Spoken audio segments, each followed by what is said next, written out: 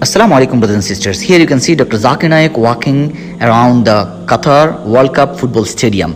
Dr. Zakir Naik has been invited by Qatar government to give lectures and dawah in all around Qatar during the World Cup. He, together with other scholars, will give dawah, lectures and Islamic talks till the World Cup lasts. It's an amazing initiative by Qatar government to let the non-Muslim know about this beautiful religion of Islam, because millions of people will come to Qatar to watch the football matches that is going on during the World Cup, and it is a great opportunity to convey the message of Islam to them.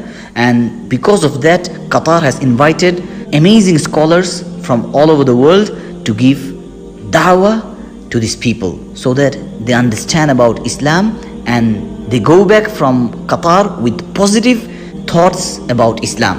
Allah knows many people may accept Islam during this time. May Allah give guidance to people, and may Allah give us the ability to give da'wah to people and to call people towards the right path.